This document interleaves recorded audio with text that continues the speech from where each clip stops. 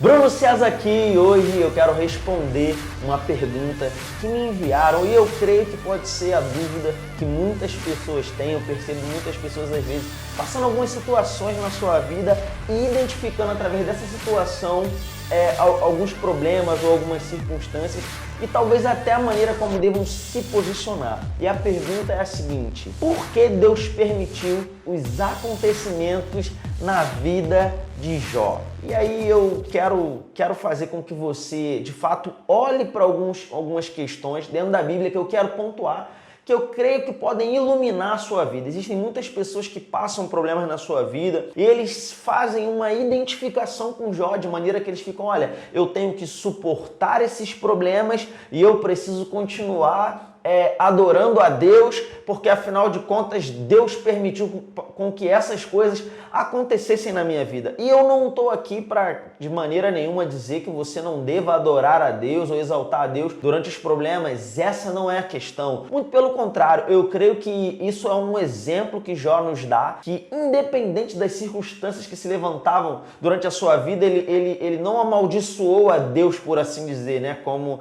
nós conhecemos a história. Mas eu quero fazer com que você olhe algumas coisas na história de Jó que vão fazer você olhar de maneira diferente para aquilo que Deus espera e deseja para a sua vida. Eu anotei aqui algumas coisas e a primeira coisa que eu quero mostrar para você dentro das características que eu quero citar aqui na vida de Jó se você olhar o livro de Jó, capítulo 1, do versículo 4 ao 5, na verdade no versículo 1 a Bíblia vai dizer que Jó era temente, mas eu quero citar primeiro o versículo 4 a 5, onde a Bíblia vai falar a respeito de que Jó, ele fazia sacrifícios pelos seus filhos. A Bíblia diz que os filhos de Jó, eles faziam banquetes e festas, e Jó, ele fazia, depois do dia desses banquetes, ele fazia sacrifícios e ofertas a Deus. E Jó apresentava essas ofertas, esses sacrifícios a Deus, dizendo: pode ser que os meus filhos eles tenham pecado, então eu vou apresentar esses sacrifícios. E nesse primeiro momento nós já podemos perceber que Jó, ele não tinha uma consciência tão grande daquilo que era a vontade de Deus ou a forma de se relacionar com Deus. Alguns inclusive chegam a afirmar que Jó ele não tinha uma aliança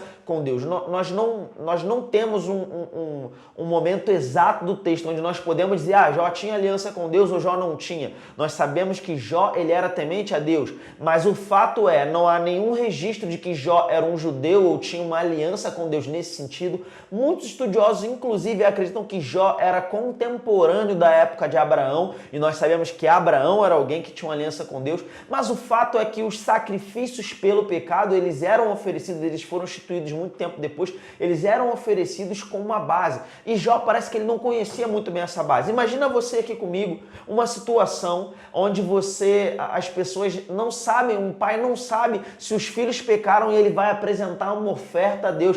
Deus, toma aqui, não sei se os meus filhos pecaram e se eles pecaram aqui, já estou pagando aqui pelos pecados dele. Era mais ou menos isso que estava acontecendo. Nós vemos na velha aliança que era comum alguns sacrifícios pelo pecado do homem, mas Jó parece que ele não estava com isso muito bem definido. Então nós podemos perceber a falta de conhecimento de Jó acerca da vontade de Deus e da maneira de se relacionar com ele. O que está bem distante do que nós podemos encontrar para nossas vidas. Jó, de fato, ele não tinha uma Bíblia, ele não tinha esses princípios bem estabelecidos para a vida dele. Outra coisa interessante nós podemos ver ali no versículo 1 que a Bíblia diz que Jó era temente a Deus, mas nem ao menos, ainda que a gente perceba que Jó era temente a Deus, isso não garante, isso não é uma base para dizer que Jó tinha uma aliança com Deus. Quero dar um exemplo para você bem rapidamente, lá em Atos, no capítulo 10, nós temos, por exemplo, o texto onde fala de Cornélio. Cornélio era um homem que a Bíblia diz que era temente a Deus, mas ainda assim ele não tinha aliança com Deus.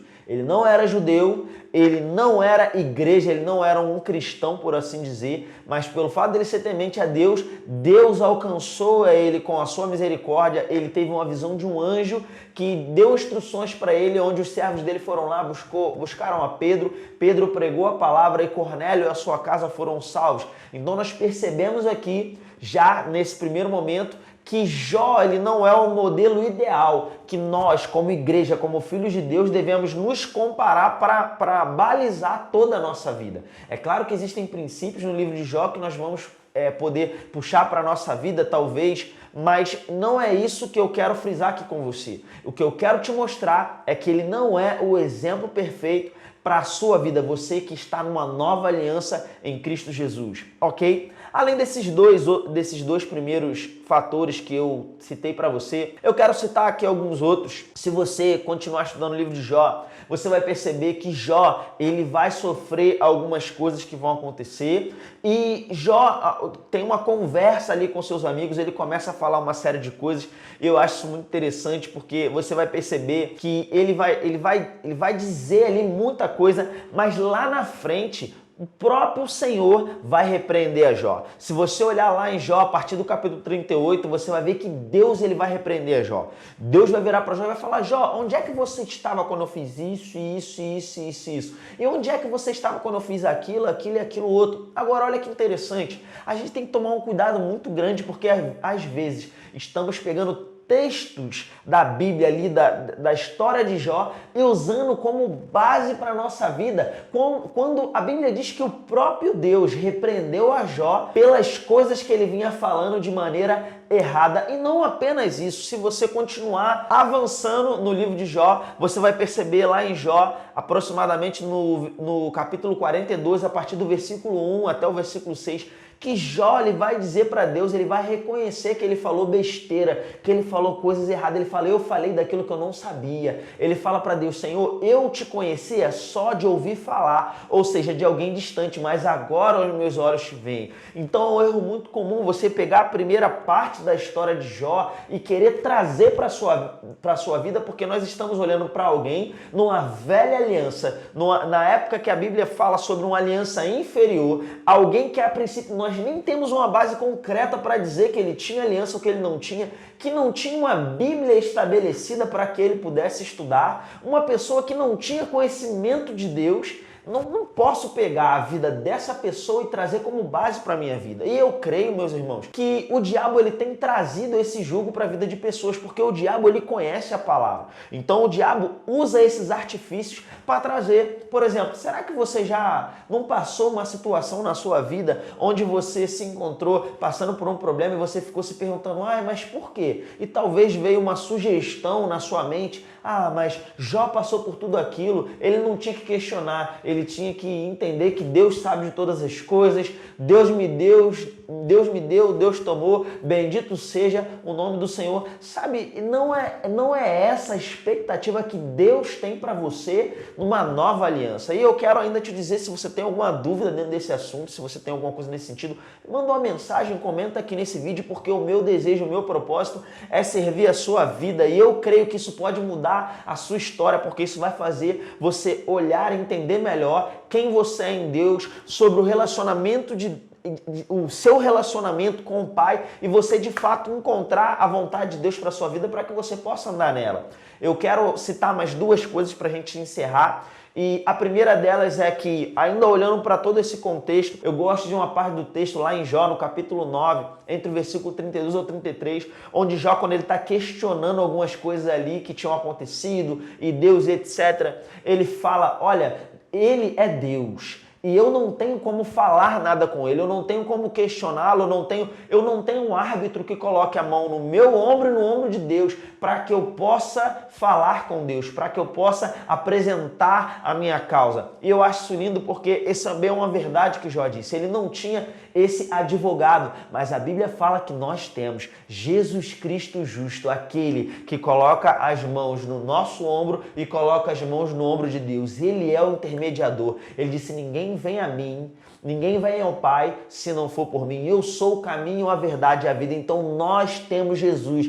Nós não estamos na mesma condição de Jó. Essa verdade precisa balizar a sua vida. Nós estamos numa nova aliança e Jesus é o nosso grande modelo. Sabe, você está numa nova aliança. Pegue aquilo que está associado com a fé. O desejo de Deus é que você viva por fé. Eu tenho gravado alguns vídeos aqui, num deles recentemente, você vai ver por aí, eu estou falando sobre a vontade de Deus E a fé só pode começar aonde a vontade de Deus é conhecida. Então Deus deseja que você viva em fé e Deus deseja que você conheça a vontade dele para a sua vida. Vou te pegar um exemplo prático que, apesar de ser na velha aliança, nós podemos ver os seus princípios estabelecidos até a nova aliança, que é Josué e Caleb. Você já parou para pensar nisso? Algumas pessoas às vezes dizem, por quê? Por quê? Se você não entende as coisas que estão acontecendo, ei, fique tranquilo, fique firme nas promessas de Deus para a sua vida, fique com aquilo que Deus já disse ao seu respeito, se firme nessas coisas.